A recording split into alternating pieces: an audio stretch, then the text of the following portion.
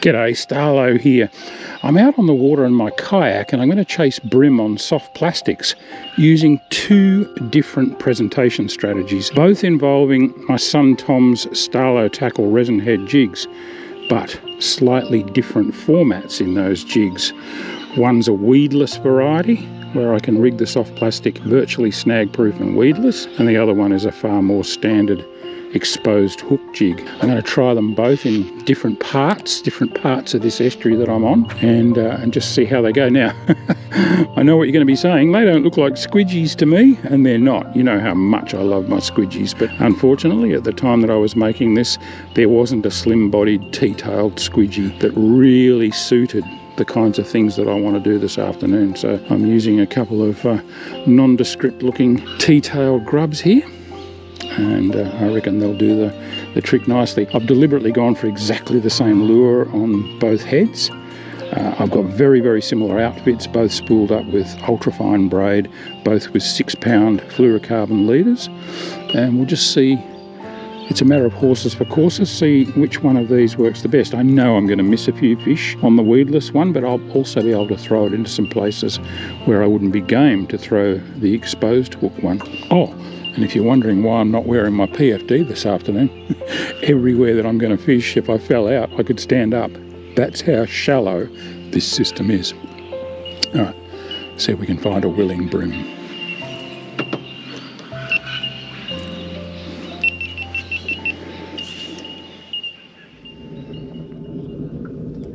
I'm starting off in some reasonably open country. There's a few sticks and a bit of weed, but it's not really all that dense a cover, so I'm going to go for the exposed jig hook on the Starlo tackle resin head. This is one of Tom's bug eyes. I really like these heads, and they've got just a tiny bit more weight than some of his other resin heads, but they still do that really soft plink when they hit the water and the nice slow sink rate, and that's going to suit this shallow estuary that I'm in this afternoon. The sun's actually come out, so I'm going to slip my Makos on. Okay, let's go. First cast. Always exciting, miles out from the bank, so I'm not overly hopeful, but you never know. I'm just going to sneak in very, very quietly, because in this shallow water you just need as much finesse as possible. I'm working the plastic very slowly, just giving it a couple of shakes and jiggles, lifting it up through the water column, letting it sink slowly, dragged down by that very light resin head. It's a lovely way to fish. But the other thing I can do with the resin heads is just a slow, steady retrieve and almost fish them like a hard-bodied lure. So fairly versatile. I'm slowly moving closer into the bank where I expect the fish to be. I'm sitting out in about a metre of water here and casting to edges that vary in depth from just a few centimetres to perhaps half a metre. Even with the light resin head, my lure's quickly on the bottom in this shallow water. Then I simply flick or swim it up through the water column before pausing to let it drop again. Slow and subtle is the key in this scenario.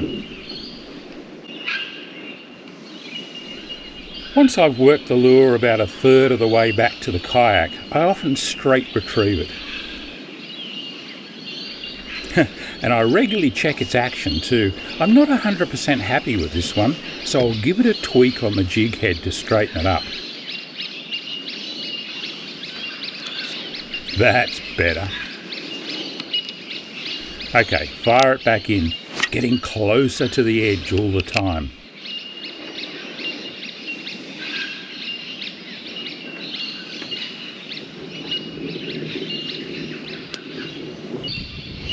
Alright, I'm getting into some much snaggier country now, so I'm actually going to swap over and give the weedless head a go. It's great having two outfits rigged like this. I can swap and change.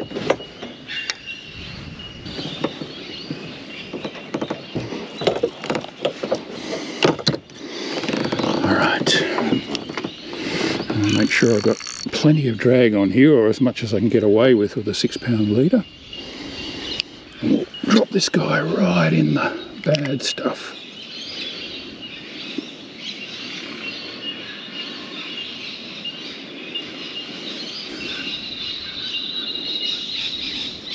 Better get my feet on the pedals in case I need to back pedal out of here in a hurry, which is what I do if I hook a good fish.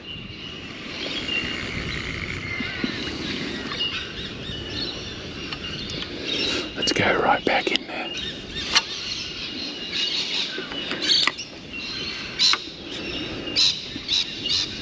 You can literally crawl these weedless heads through the sticks and only very rarely hang up.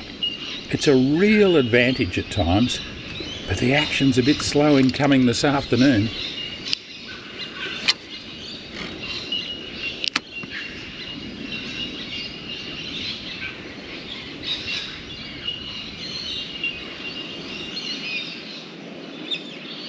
Now you can see we're getting down into some very snaggy country here, so this is the perfect rig.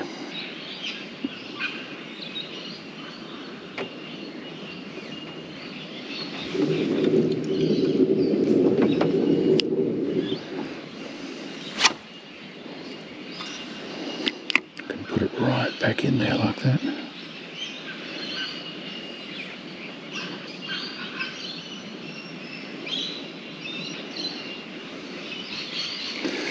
Alright, these next couple of casts are going to be the money casts, I think.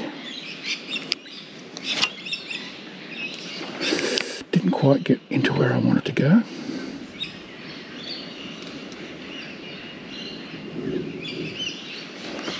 I don't know if that was a hit or not. It was very soft if it was.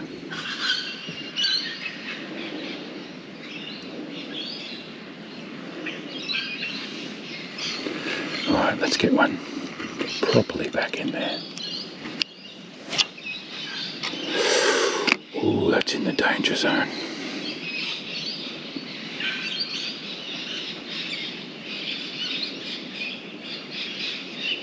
Felt that bumping through the snags. With an exposed hook I'd have been snagged by now.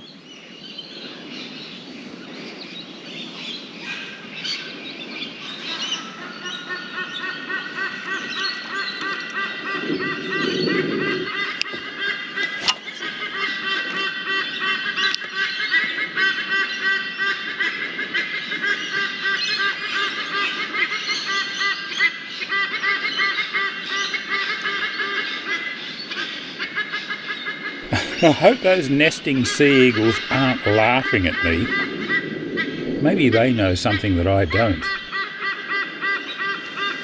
With luck I'll get the last laugh, but so far it's not looking great. There's really nothing else for it but to keep working away. I'm confident in my gear and the techniques that I'm using. I reckon I just haven't crossed paths with any active feeding brim yet. So I'll keep covering water and fishing every cast and retrieve as if it's going to be the one that changes my fortunes. You really can't afford to lose concentration. If you do, that's sure to be when a fish hits your plastic. So make every cast count. I'm absolutely stunned that this snag pile hasn't produced one. It looks so good.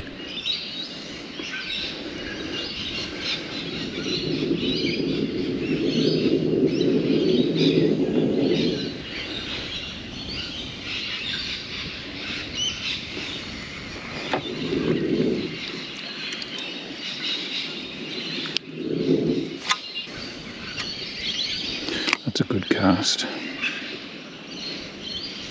Oh, I don't know. Don't think so.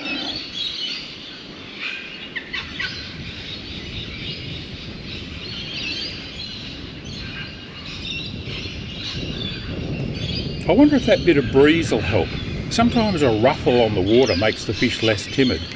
Let's hope so.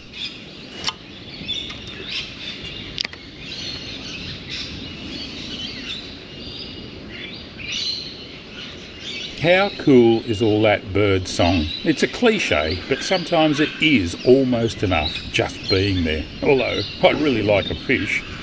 Just one would do. Well, it's surprising.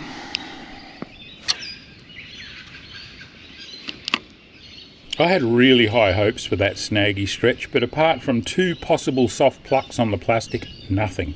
So I'll keep moving.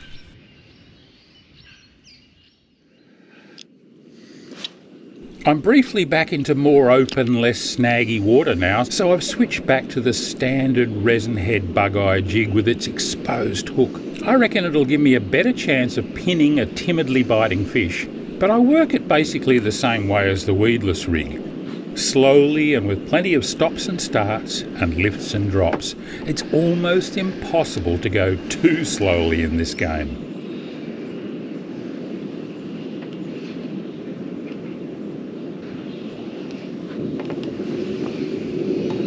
The exposed hook rig picks up weed and slime a lot more readily than the aptly named weedless head, so it's important to keep an eye on that and to remove any of this stuff before casting again. Brim will rarely hit a weeded up lure.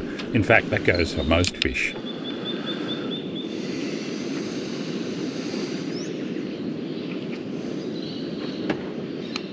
I feel like I'm in the groove and doing the right things, but I'm just not getting any results. It's a little bit frustrating. Conditions don't seem too bad, and I know there are plenty of brim in this system. I just have to find one that's in a feeding mood and push its buttons. It will happen, I'm sure of that. Possibly on that very next cast.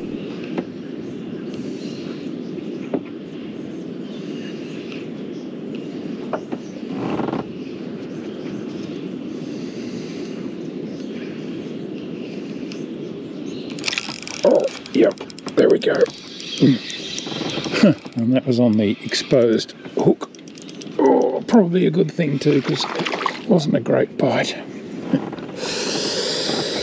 Oh, they've been hard work today. I've been swapping and changing between the weedless and the exposed hook.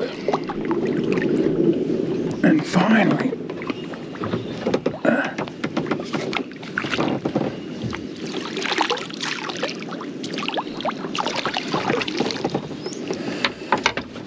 finally.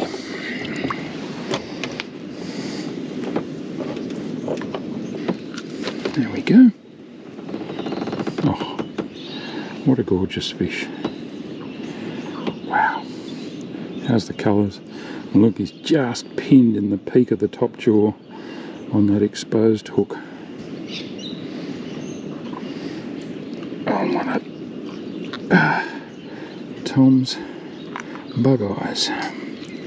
Oh, I tell you what, it might have only been a soft bite, but it pinned him really well.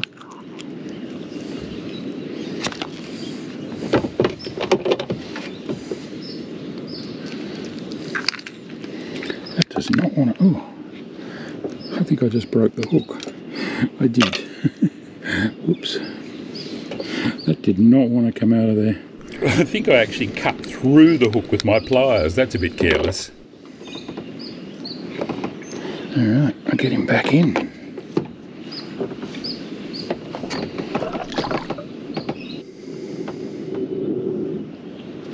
Alright, that's one on the exposed hook. Let's see if we can get one now on the weedless, because we're getting into good country for it.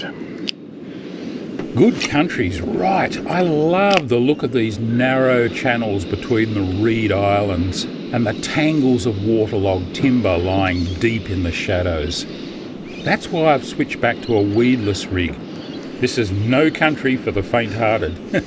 And if I do pin one in here, it'll be white-knuckled stuff getting it out. It'd be very hard to do this in anything other than a kayak, and my pedal-powered native watercraft is just about perfect for the task.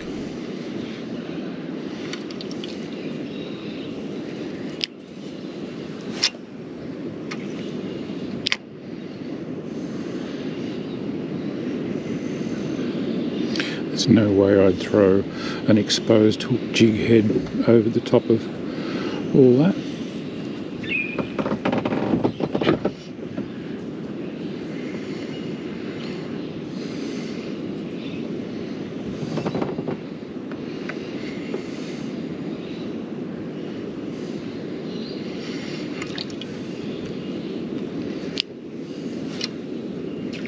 Those are the sorts of casts I need to be making, but they're just not producing the goods today.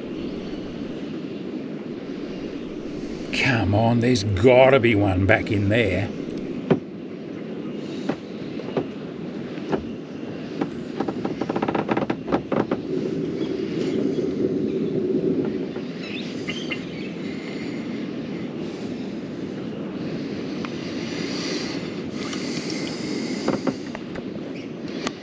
Really gnarly country in here. Shallow too.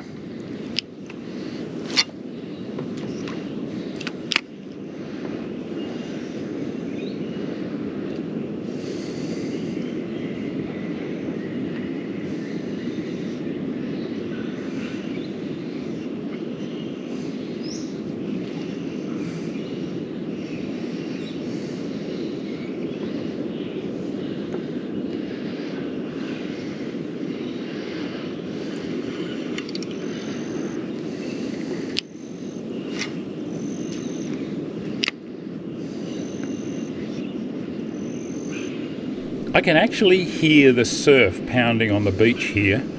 We're not all that far inland, but it's like a lost world. I just love these special places, and there are literally hundreds, I don't know, maybe thousands of them around our coastline. Jump onto Google Earth and have a look. If even the smallest system ever joins up with the sea, it'll have fish in it, trust me.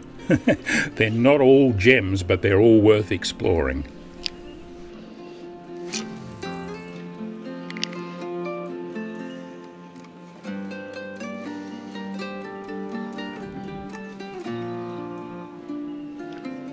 It's important to keep checking your lure and straightening it if necessary. On tough days like this, tiny differences in action can be enough to deter timid brim from hitting. Ooh, it looks good back in there.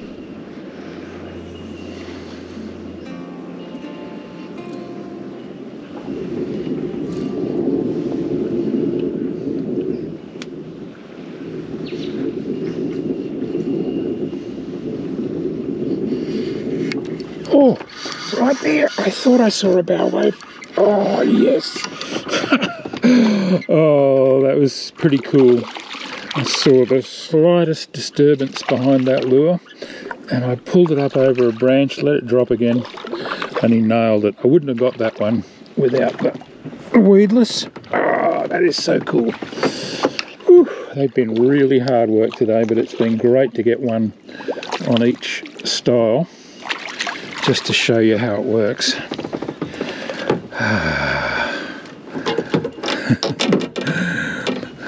Really, really tough. Not a big fish at all, but just so satisfying. Oh, and he's just perfectly pinned. Look at that, he's pulled the plastic off the little spike. I'll be able to re-rig it, but look at that.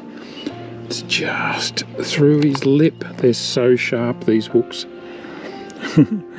By no means a big brim, but just very, very satisfying. Almost the end of my day too. I'm nearly back to the car. So good to get that. Yeah, I just saw the vaguest disturbance in the surface of the water and I thought, ooh, there could be something behind that. And I saw the lure come over a stick and I let it drop down and there was just a flash and a boil and I've got him on. Ah, good stuff. Well, I worked for him today, but it just goes to show if you're adaptable and you're willing to try a few different things, you can catch fish even on the hardest of days. And this was one of those. Until next time, this is Starlo wishing you tight lines. You go back and do some growing, mate. See you next year.